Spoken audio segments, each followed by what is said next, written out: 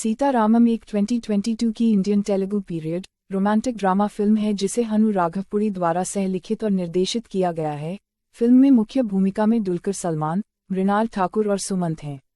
दुलकर सलमान और मृणाल ठाकुर की यह फिल्म सीतारामम एक संघर्षपूर्ण माहौल में एक हार्दिक रोमांटिक कहानी है जो भारत और पाकिस्तान चलकर रहे 1985 में आफरीन लंदन में एक उग्र पाकिस्तानी आधारित रेबल राउज़र है जो भारत के बारे में कुछ भी नापसंद करती है। उसने भारत के पाकिस्तान के झंडे को जलाने के प्रतिशोध में एक भारतीय की कार में आग लगा दी। उसके यूनिवर्सिटी के मैनेजमेंट बोर्ड ने कार के मालिक को उनके स्पॉन्सर फिलैंथ्रोपिस्ट आनंद मेहता होने का खुलासा किया और उससे माफ़ी मांगने के लिए कहा। जैसा कि आफरीन इंडियन से सॉरी कहना पसंद नहीं करती, परोपकारी आनंद मेहता उसे 2 विकल्प देता है, या तो उसे मुआवजे के रूप में 10 लाख दें या जेल जाएं।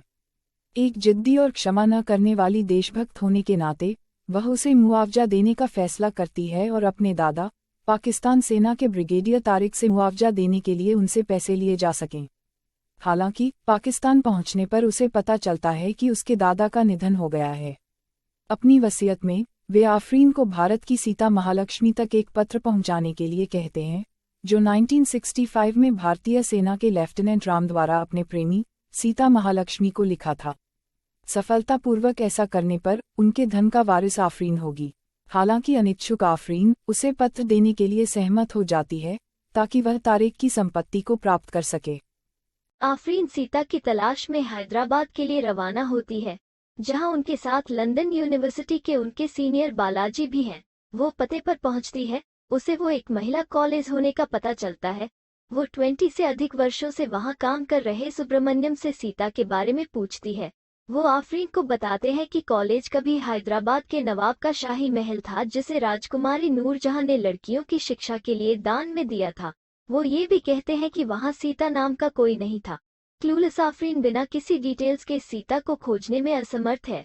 फिर उसके मन में एक विचार आता है और राम की तलाश में जाती है। फिर उसे लेफ्टिनेंट विकास वर्मा के पता चलता है जो कश्मीर में राम की रेजिमेंट में थे। विकास वर्मा से मिलने पर आफरीन राम के दोस्त दुर्जय शर्मा और श्रेष्ठ विष्णु शर्मा से मिलती है और राम की कहानी के बारे में जानती है। 1964 में अंसारी, जिसने किशोरों को कश्मीर भेजा, उन्हें भारतीय सेना का ठिकाना बताता है। उनके बारे में जानने के बाद मेजर सेल्वन ने सेना को पाकिस्तानी किशोरों को पकड़ने और मारने का ऑर्डर दिया, क्योंकि वे कश्मीर में भारतीयों की सुरक्षा से समझौता कर सकते हैं।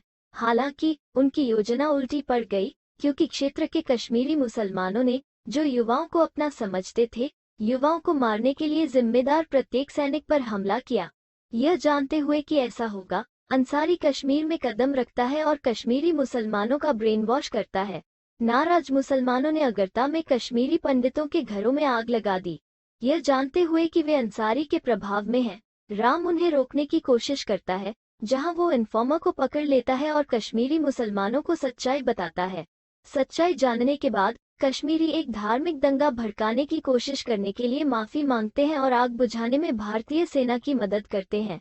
यह घटना नेशनल न्यूज बन जाती है, जहां राम और उसके साथी रेजिमेंट के साथी नेशनल हीरोज बन जाते हैं। एक investigative journalist Vijayalakshmi lieutenant Ram के इंटरव्यू के लिए आती है, जिसके माध्यम से उसे पता चलता है कि राम एक अनाथ है। अगले दिन रेडियो पर वह सभी को राम के बारे में बताती है और भारत में सभी से उसे अपना प्यार भेजने के लिए कहती है। एज अ रिजल्ट राम को भारत भर के लोगों से बहुत सारे पत्र मिलते हैं जो उन्हें अपने भाई और पुत्र के रूप में स्वीकार करते हैं।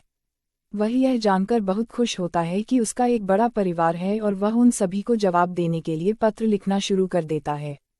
उनमें से एक सीता महालक्ष्मी द्वारा लिखा गया एक पत्र है जिसमें उन्हें अपने पति के रूप में संबोधित किया गया है।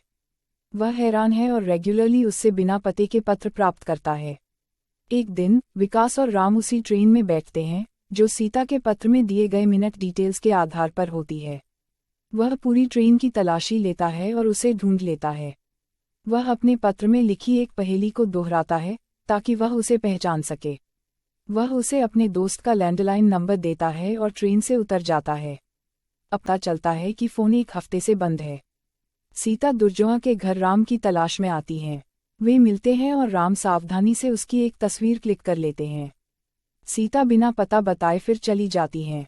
राम सीता की तलाश में एक मैजिक शो में जाते हैं और उसके दोस्त से मिलते हैं, जो बताती है कि सीता ने उन्हें कई पत्र लिखे हैं, लेकिन उनमें से कुछ ही पोस्ट किए हैं। उसे पता चलता है कि सीता एक नृत्य शिक्षिका है, जो उसे भरतनाट्यम सिखाने के लिए हैदराबाद में राजकुमारी नूरजहां के महल में रहती है। वह सुब्रमण्यम की मदद से महल में प्रवेश करता है और सीता से मिलता है। राम को पता चलता है कि उसने उसे अगरता में दंगों से बचाया था और यह उसकी सीता से पहली मुलाकात थी। हालांकि वह उस समय उसका चेहरा नहीं देख पाया था। बाद में यह पता चला कि सीता कोई और नहीं बल्कि राजकुमारी नूरजहां हैं, जिनका विवाह ओमान के राजकुमार के साथ तय किया गया है, ताकि उनके परिवार के फैक्ट्रीज और बिजनेसेस को ओमान में कब्जा कर लिया जा सके। वह राम को विदाई करने जाती है, लेकिन अगले 4 दिनों में उसके साथ ही चली जाती है, जहां वे उसके परिवार से मिलते हैं जिन्होंने उसे पत्र लिखा था। सीता और राम की एक पत्रकार द्वारा जासूसी की जाती है, जो एक साथ उनकी तस्वीरें क्लिक करते हैं। राम सीता को उसके पैलेस में छोड़ते हैं और कश्मीर चले जाते हैं। एक आम आदमी के लिए राजकुमारी के प्यार को प्रकट करते हुए तस्वीरें अखबार में प्रकाशित हो जाती हैं। सीता अपने भाई को बताती है कि खबर सच है और ओमान के राजकुमार के साथ हुए रिश्ते को ठुकरा देती हैं और इसके लिए अपनी पूरी प्रॉपर्टी देने को तैयार हैं। वे प्रिंसेस नूरजहां से सीता महालक्ष्मी के रूप में राम के लिए कश्मीर चली जाती है। वे कुछ समय एक साथ बिताते हैं और नूर सीता के रूप में राम के साथियों से मिलती हैं। वे विष्णु शर्मा और उनके परिवार से डिनर पर मिलते हैं। हालांकि उन पर पहले के मुठभेड़ों के लिए प्रतिशोध की मांग करने वाले यंगस्टर्स द्वारा हमला किया जाता है। वे उसे पकड़ लेते हैं और अंसारी का सटीक लोकेशन प्राप्त करते हैं। राम ने नौजवान से वादा किया कि वह उसकी छोटी बहन वहीदा को अंसारी से छुड़ाएगा। फिर सेना अंसारी को मार तब राम एक लड़की की रोने की आवाज़ सुनता है और महसूस करता है कि यह वहीदा है। उसके साथियों के मना करने के बावजूद वह उसे बचाने के लिए चला जाता है। हालांकि राम विष्णु शर्मा के साथ पाकिस्तानी सेना द्वारा पकड़ लिए जाते हैं, जबकि अन्य सैनिक सफलतापूर्वक भाग जाते हैं। राम वहीदा को ब्रिगेडियर तारिक को सौंप देता है। कश्मीर में इंडियन बेस आर्मी के कोऑर्डिनेट्स जानने के लिए उन्हें बेरहमी से टॉर्चर किया जाता है, लेकिन ब्रिगेडियर तारिक को राम और विष्णु पर दया आती है और उन्हें देखभाल प्रदान करता है। ब्रूट फोर्स का इस्तेमाल करते हुए पाकिस्तानी सैनिक विष्णु से इंडियन आर्मी बेसिस के कोऑर्डिनेट्स प्राप्त करने में सक्षम होते हैं, बदले में उनकी स्वतंत्रता और उनके परिवार को नुकसान नहीं पहुंचाते। विष्णु रिहा हो जाते हैं, लेकिन वे भारतीय सेना को डेमोरलाइज करने के लिए राम को फांसी पर लटका देते हैं। कश्मीर में इंडियन आर्मी के ठिकानों को नष्ट कर दिया जाता है और राम को देशद्रोही करार दिया जाता है। अपनी फांसी से पहले राम सीता को एक पत्र लिखते हैं और ब्रिगेडियर से उसे देने के लिए कहते हैं। 1985 में आफरीन को पता चलता है कि ब्रिगेडियर वास्तव में तारिक था। साथ ही जिस बच्चे की जान राम ने आग के दौरान बचाई थी, वह खुद आफरीन है।